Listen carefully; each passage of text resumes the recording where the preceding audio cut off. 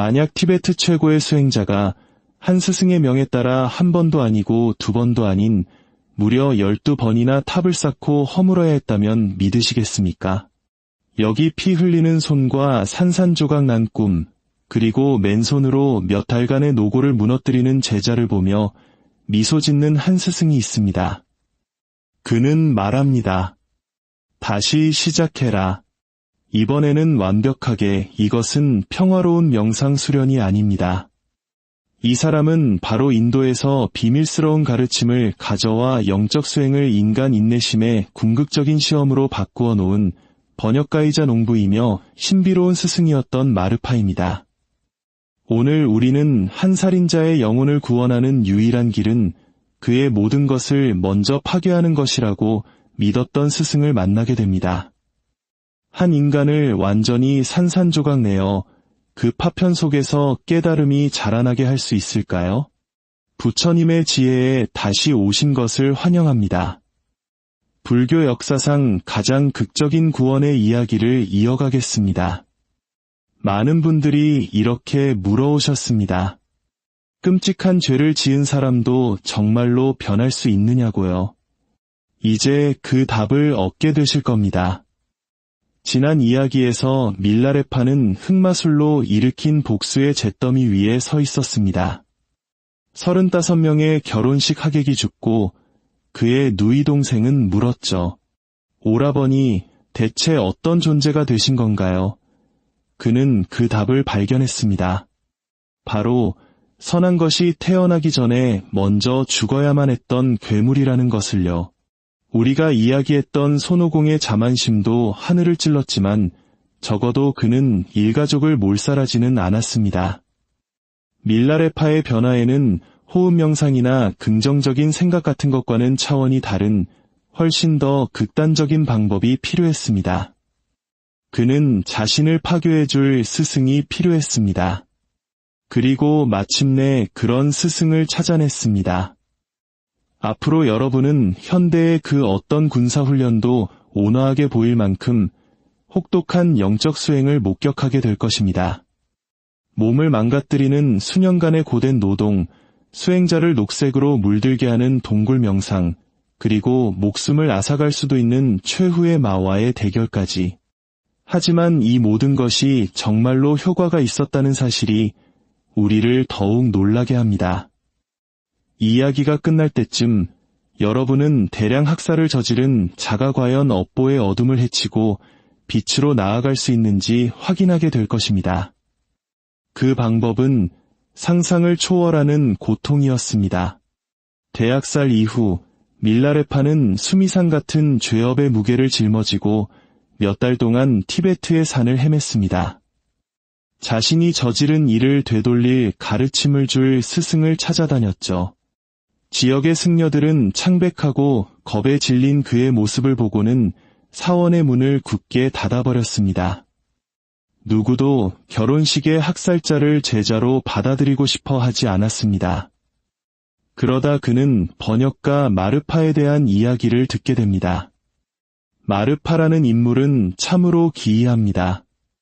기록에 따르면 그는 다부진 체격의 턱수염을 기르고 호탕한 웃음소리와 거친 농부의 손을 가졌다고 합니다. 신비로운 스승이라기보다는 평범한 마을 사람에 더 가까웠죠. 하지만 그의 깊고 강렬한 눈빛은 사람의 영혼을 꿰뚫어 보는 듯했습니다. 이런 농부가 인도에 놀라운 부처님의 가르침이 있다는 소식을 들었다고 상상해 보십시오. 그곳에 가려면 현지인들이 죽음의 문턱이라 부르는 험준한 산길을 넘고 적대적인 군대가 지배하는 영토를 지나 대부분의 사람이라면 목숨을 잃을 수밖에 없는 몇 달간의 여정을 견뎌내야 합니다. 제정신인 사람이라면 포기했을 겁니다. 하지만 마르파는 말했습니다. 나는 가야겠다. 그리고 그는 3번의 원정을 통해 인도로 향했습니다. 갈 때마다 티베트인들은 좀처럼 볼 수 없었던 고차원적인 밀교 수행법을 더 많이 수집해왔습니다.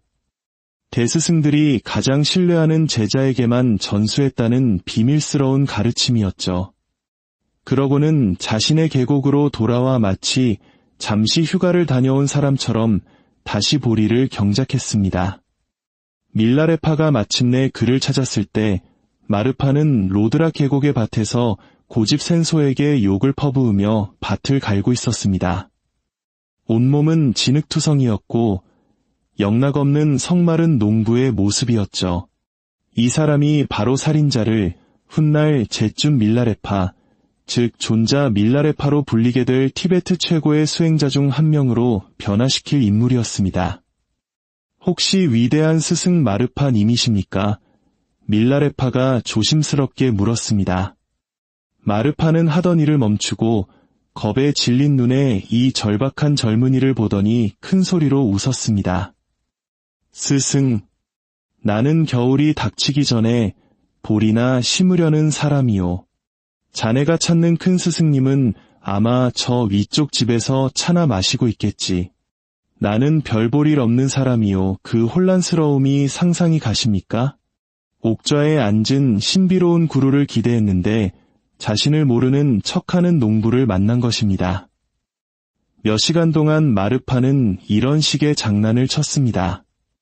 밀라레파에게 저녁을 먹이고 대량 학살과 흑마술에 대한 그의 고백을 들으면서도 내내 그 유명한 스승이 어디 숨었는지 전혀 모르는 척했죠.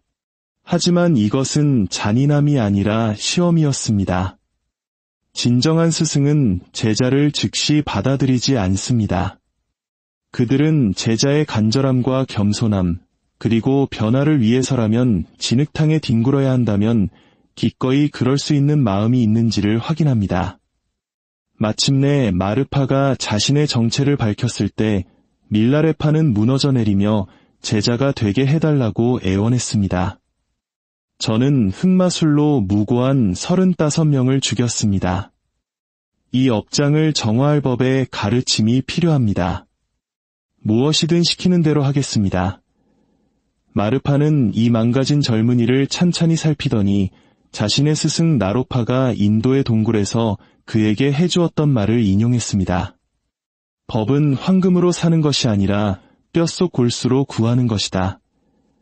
그러고는 밀라레파를 공포에 떨게 할 만한 미소를 지으며 말했습니다. 좋다. 나는 본래 구제불능인 자들을 전문으로 다루지. 하지만 이것만은 알아두어라. 내 수행법에 비하면 자네가 배운 흑마술은 편안한 오후의 산책처럼 느껴질 걸세. 밀라레파는 간절하게 고개를 끄덕였습니다. 그는 자신이 수년간의 고문에 서명했다는 사실을 전혀 알지 못했습니다. 마르파는 그에게 불법을 가르칠 계획이 아니었기 때문입니다. 그는 밀라레파가 자기 자신이라고 생각하는 모든 것을 죽일 계획이었습니다. 다음 날 아침 마르파는 밀라레파에게 돌무더기를 건네며 말했습니다. 나를 위해 탑을 하나 지어라. 9층짜리로 완벽하게 쌓아야 한다. 누구의 도움도 받지 말고.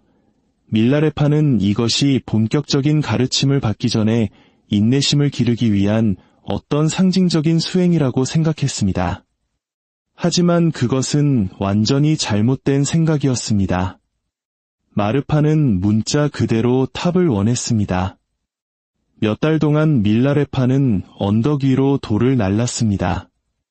돌 하나하나를 손으로 다듬고 각 층을 정확하게 정렬해야 했습니다. 거친 화강암 때문에 그의 손은 갈라지고 피가 흘렀으며 등은 끊임없이 비명을 질렀습니다. 세상의 그 어떤 혹독한 주인도 마르파에 비하면 자비롭게 보일 정도였습니다. 다른 제자들은 걱정스러운 눈으로 그를 지켜보았습니다. 한 젊은 승려가 친구에게 속삭였습니다. 이건 영적 수행이 아니야. 우리가 알지 못하는 죄에 대한 벌인 것 같아 천천히 그리고 고통스럽게 웅장한 9층 탑이 언덕 위에 솟아올랐습니다. 몇 세대는 거뜬히 버틸 건축학적 걸작이었죠. 지칠 대로 지쳤지만 진심으로 자랑스러웠던 밀라레파는 마지막 돌을 얹고 마르파를 모시러 달려갔습니다. 스승님, 와서 보십시오. 제가 지은 것을요. 마르파는 마치 건물 검사관처럼 언덕을 올라 각 층을 아주 세세하게 훑어보았습니다. 탑 주위를 3바퀴나 돌더니 생각에 잠긴 듯 고개를 끄덕였습니다. 흥미로운 작품이군. 이제 허물어라. 밀라레파는 멍하니 서 있었습니다. 네. 뭐라고요? 허물라고 했다. 모든 돌을. 애초에 기초가 잘못됐어. 다시 시작해라. 잠시 멈추어 생각해 보십시오. 당신이 몇 달 동안 인생을 쏟아부어 아름다운 것을 만들었는데 당신의 스승이 당신이 이해하지도 못하는 기술적 결함 때문에 그것을 허물라고 아무렇지 않게 말합니다. 대부분의 사람이라면 그만두거나 분노하며 자리를 박차고 떠났을 겁니다. 하지만 밀라레파는 자신이 죽인 35명의 결혼식 하객들을 떠올렸습니다. 어쩌면 자신은 이런 무의미한 고통을 받아 마땅한지도 모른다고 생각했습니다. 돌들이 언덕 아래로 무너져 내리는 소리가 천둥처럼 계곡에 울려 퍼졌습니다. 다른 제자들은 그 소리가 들릴 때마다 얼굴을 찡그렸습니다. 2번째 탑은 더 오래 걸렸습니다. 더 좋은 재료, 흠없는 건축. 마르파는 검사를 마친 후 말했습니다. 잘 지었다. 이제 허물어라. 이 돌들은 색깔이 마음에 안 드는군. 이야기는 여기서부터 믿기 힘들어집니다. 기록마다 차이가 있지만 어떤 문헌에 따르면 이런 일이 한두 번이 아니라 몇 번이고 계속되었다고 합니다. 탑을 쌓고 또 허물고 각각의 탑은 이전보다 더 완벽했지만 각각의 파괴는 이전보다 더 참담했습니다. 7번째쯤 되었을 탑을 허물고 난 뒤 밀라레파는 마침내 무너져 내려 흐느껴 울었습니다. 바로 그때 마르파는 예상치 못한 행동을 했습니다. 그는 제자 옆에 앉았습니다. 잠시 그의 농부 가면 뒤에 숨겨졌던 스승의 모습이 드러났습니다. 내가 잔인하다고 생각하는가? 그가 조용히 말했습니다. 하지만 내 손을 보아라. 밀라레파는 자신의 손을 보았습니다. 그 흉터들은 몇 달간의 고통과 수년간의 헌신이라는 이야기를 담고 있었습니다. 마르파가 말을 이었습니다. 한때 죽음을 불러왔던 그 손이 이제는 돌로 아름다움을 창조하고 있다. 이것이 바로 살아있는 업의 작용이다. 고통을 일으켰던 바로 그 손이 이제는 깨달음으로 가는 길을 조각하고 있는 것이다. 처음으로 밀라레파는 이해하기 시작했습니다. 이것은 벌이 아니었습니다. 이것은 살인자를 만들어낸 영혼의 병을 도려내는 대수술이었습니다. 그가 쌓았던 모든 탑은 자신이 마땅히 받아야 한다고 생각했던 모든 것을 상징했고 그 모든 파괴는 그가 아무것도 받을 자격이 없다는 것을 가르쳐 주었습니다. 복수를 위해 흑마술을 배우고 폭력을 통해 정의를 요구했던 그 사람은 무너지는 탑 하나하나와 함께 죽어가고 있었습니다. 수년간의 탑 쌓기가 그의 모든 기대를 산산조각 낸 후 마르파는 마침내 밀라레파가 간절히 기다려온 말을 했습니다. 이제 명상을 가르칠 준비가 되었구나. 그는 밀라레파에게 낡은 두루마리 하나를 건넸습니다.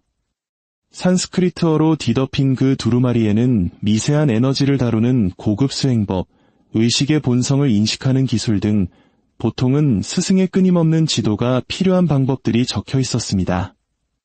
저 동굴로 가거라. 여기에 적힌 모든 것을 통달하기 전에는 나오지 마라. 그 동굴은 한 사람이 겨우 들어갈 만한 크기였습니다. 한겨울 밤처럼 차갑고 우물 바닥처럼 어두웠으며 새소리조차 닿지 않을 만큼 고립된 곳이었죠. 얼마나 머물러야 합니까? 밀라레파가 물었습니다. 마르파가 대답했습니다. 내가 끝났다고 생각할 때까지 3년. 영상굴이라기보다는 무덤에 가까운 곳에서 3년이었습니다. 마르파가 제공한 음식은 굶어 죽지 않을 정도의 보릿가루가 전부였습니다. 그것마저 떨어졌을 때 밀라레파는 선택의 기로에 섰습니다. 동굴을 떠나 실패를 인정하거나 아니면 다른 생존 방법을 찾는 것이었죠. 산은 쐐기풀로 뒤덮여 있었습니다. 쐐기풀에 닿는 것은 불에 대는 듯한 고통이었고 그것을 먹는 것은 고문이었습니다. 쓴맛 때문에 토하기 일쑤였지만 그것이 그를 몇 달, 그리고 몇 년 동안 살아있게 했습니다. 밀라레파는 저주받은 이 잡초 외에는 아무것도 먹지 않고 살아남았습니다. 그리고 여기서부터 그 변화의 과정은 실로 경이롭습니다. 그의 몸은 종이장처럼 야른 피부 아래 모든 뼈가 드러날 때까지 쇠약해졌습니다. 쐐기풀의 엽록소 때문에 그의 피부와 머리카락, 심지어 손톱까지 온통 녹색으로 변해버렸습니다. 마을 사람들이 이따금 숲속을 유령처럼 움직이는 이 해골 같은 녹색 형체를 언뜻 볼 때면 아이들은 비명을 지르며 어머니에게 달려갔고 어른들은 악령을 쫓는 진원을 속삭였습니다. 그들은 끔찍한 업보로 죽어 평화를 찾지 못하는 아기를 보았다고 생각했습니다. 어떤 의미에서는 그들의 생각이 전적으로 옳았습니다. 하지만 그 동굴 안에서는 놀라운 일이 벌어지고 있었습니다. 그의 몸이 사라져감에 따라 명상은 깊어졌습니다. 갈 곳도 마음을 어지럽힐 것도 기댈 위안도 없었기에 그의 의식은 인간의 평범한 한계를 넘어 확장될 수밖에 없었습니다. 35명을 죽인 죄책감은 물에 소금이 녹듯 사라지고 있었습니다. 그가 저지른 일을 잊었기 때문이 아니라 그 죄를 지었던 나라는 존재가 그 동굴 속에서 굶어 죽어가고 있었던 것입니다. 마음과 무한한 공간 사이의 경계가 완전히 녹아내리기 시작하는 가장 깊은 명상 상태에서 밀라레파는 훗날 그의 가장 유명한 노래 중 하나가 될 깨달음을 경험했습니다. 내게는 먹을 것도 입을 옷도 없으나 나는 법으로 충만하도다. 물질적인 정의를 요구했던 그 사람은 이제 공안에서 풍요를 찾는 법을 배우고 있었습니다. 3년 후 마침내 그가 나타났을 때 그는 산의 정령처럼 앙상하고 녹색이었습니다. 시냇물에 비친 자신의 모습조차 낯설고 두려웠습니다. 살인자는 거의 죽어가고 있었습니다. 그 빈자리를 무엇이 채우게 될지는 아직 알 수 없었지만 최후의 시험이 다가오고 있었습니다. 이 점진적인 파괴를 지켜보며 차마 견딜 수 없었던 한 사람이 있었습니다. 바로 마르파의 아내 다그메마였습니다. 그녀는 탑을 쌓던 상처투성이 손과 커져가는 절망을 목격했습니다. 이제 이따금씩 보이는 저 녹색 해골 같은 모습에 그녀의 마음은 산산이 부서졌습니다. 이건 너무 지나쳐요. 어느 날 저녁 화롯가에 앉아있던 그녀가 마르파에게 말했습니다. 저 아이가 저 위에서 죽어가고 있어요. 좋은 일이지. 마르파는 차에서 눈을 떼지 않은 채 대답했습니다. 35명을 죽인 그 아이는 죽어야만 하오. 어떤 이야기에서는 다그메마가 이 동굴 시절 동안 몰래 밀라레파를 도왔다고 하고 다른 이야기에서는 그저 남편에게 자비를 베풀어달라고 간청했을 뿐이라고 합니다. 확실한 것은 이것입니다. 그녀의 연민이 모든 것을 위협하는 위기를 만들어냈다는 사실입니다. 마르파가 먼 계곡에 다른 제자들을 가르치러 떠났을 때 다그메마는 모든 것을 바꿀 결심을 했습니다. 그녀는 음식과 따뜻한 옷, 그리고 가장 위험한 것인 인간적인 연민을 가지고 동굴로 올라갔습니다. 그녀가 발견한 것은 끔찍했습니다. 머리조차 제대로 가누지 못할 만큼 쇠약해진 이 해골 같은 형체는 푹 꺼진 눈에 맹렬한 결의를 불태우며 여전히 명상 자세로 앉아 있었습니다. 남편은 당신의 의지를 시험하고 있는 거예요. 그녀가 속삭였습니다. 하지만 당신이 충분히 견뎌냈다는 걸 알아요. 분명 부처님의 가르침은 자비를 허락하실 거예요. 몇 년 만에 처음으로 밀라레파는 누군가 자신의 생사를 걱정해주고 있다는 것을 느꼈습니다. 몇 주 후 마르파가 가르침을 마치고 돌아왔을 때 그는 즉시 변화를 감지했습니다. 제자의 절박했던 날카로움이 편안함으로 인해 무뎌져 있었습니다. 누가 너를 도왔느냐? 그가 다그쳤습니다. 밀라레파는 다그메마의 방문에 대해 고백했습니다. 뒤따른 것은 고함이 아니었습니다. 훨씬 더 무서운 것이었죠. 마르파는 완전히 침묵에 잠겼습니다. 마침내 그가 입을 열었을 때 그의 목소리는 산속의 겨울처럼 차가웠습니다. 내 아내가 내가 이제껏 쌓아온 모든 공든 탑을 무너뜨리려 하는구나. 그의 농부 같은 따스함은 완전히 사라졌습니다. 아상을 넘어서려는 자에게 친절함이 어떤 독이 되는지 아는가? 다그메마는 자신의 행동을 변호하려 했습니다. 그는 충분히 견뎠어요. 분명 법은 자비를 허락할 거예요. 자비? 마르파의 조용한 분노는 어떤 비명보다 더 무서웠습니다. 대량 학살자는 정확히 자신의 업보가 주는 것만을 받을 뿐 그 이상도 이하도 아니요. 이것이 바로 인과응보다. 뒤이은 논쟁은 그들의 결혼 생활을 파괴할 위기에 처하게 했습니다. 밀라레파는 자신의 나약함, 이안에 대한 갈망, 그리고 자신이 저지른 일의 무게를 온전히 마주하지 못한 무능함 때문에 이 위기를 초래했다는 것을 깨달았습니다. 이것을 해결할 방법은 단 하나뿐이다. 마르파가 단호하게 선언했습니다. 마지막 시험이다. 오늘 밤 완전한 깨달음을 얻거나 아니면 내 업보와 함께 죽거나. 그의 깊은 눈빛은 죽음이 더 가능성 있는 결과임을 암시하고 있었습니다. 모든 것이 이 순간을 향해 달려오고 있었습니다. 거기 앉아라. 마르파는 집에서 멀리 떨어진 어떤 도움도 받을 수 없는 고립된 명상 장소를 가리키며 명령했습니다. 내가 저지른 모든 것을 마주해라. 내가 죽인 모든 사람, 내가 파괴한 모든 가정을. 오늘 밤 깨달음을 얻거나 아니면 죽음으로 그 값을 치르거나. 수년간의 쇠기풀 섭취로 앙상하고 녹색이 된 밀라레파는 고개를 끄덕이고 마지막으로 명상 자세를 취했습니다. 불교 사상에서 업보는 피할 수 없지만 변형될 수는 있습니다. 오늘 밤은 밀라레파가 과거의 독을 깨달음의 약으로 바꿀 수 있을지를 결정할 것입니다. 그는 눈을 감고 이전보다 더 깊은 의식 속으로 들어가 그의 모든 죄책감이 살아 숨쉬는 공간으로 들어갔습니다. 처음에는 3년간의 동굴 명상에서 배운 심오한 고요함이 있었습니다. 그러다 어둠 속에서 무언가 바뀌었습니다. 공기는 폭풍 후 구름처럼 무거워졌고 그림자들은 빛도 없이 움직이기 시작했습니다. 기온은 입김이 보일 정도로 떨어졌습니다. 모든 생존 본능이 공포에 질려 비명을 지르게 하는 존재가 나타났습니다. 녹아내린 새 같은 거대한 눈, 쌓인 어둠이 뚝뚝 떨어지는 송곳니. 전통적인 기록들은 밀라레파가 수행 중 무서운 악마들과 마주쳤다고 묘사하지만 대량 학살을 저지른 사람에게 그 악마들은 아마도 그가 죽인 희생자들의 얼굴을 하고 있었을 겁니다.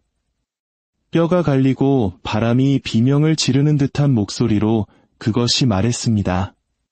살인자가 명상 따위로 살인의 죄를 지울 수 있다고 생각하는구나. 악마 뒤로 어둠 속에서 형상들이 나타나기 시작했습니다. 결혼식 하객들, 아이들, 무고한 친척들. 그가 초자연적인 복수로 삶을 앗아간 사람들이었습니다. 동굴에 앉아있으면 순수해질 것 같으냐? 악마가 말을 이었습니다. 고통이 내가 우리에게 한 짓을 갚아줄 것 같으냐? 흑마술을 부릴 때 경험했던 그 어떤 공포보다 더한 공포였습니다. 이것은 어떤 명상적 환영이 아니었습니다. 돌처럼 현실적이고 죽음처럼 확실하게 느껴졌습니다. 그가 쌓아온 업보의 무게가 그를 완전히 파괴할 수 있는 무언가로 현현한 것입니다. 잠시 동안 그는 밤속으로 비명을 지르며 도망칠 뻔했습니다. 그때 그는 부처님께서 자신의 마들과 마주했을 때 하셨던 말씀을 기억해냈습니다. 말하여, 나는 너를 본다. 나는 내가 누구인지 안다. 밀라레파는 눈을 뜨고 자신이 저지른 모든 잘못의 현신을 똑바로 바라보며 구원이라는 것이 실제하는 진실인지 아니면 그저 아름다운 환상에 불과한지를 결정할 선택을 했습니다.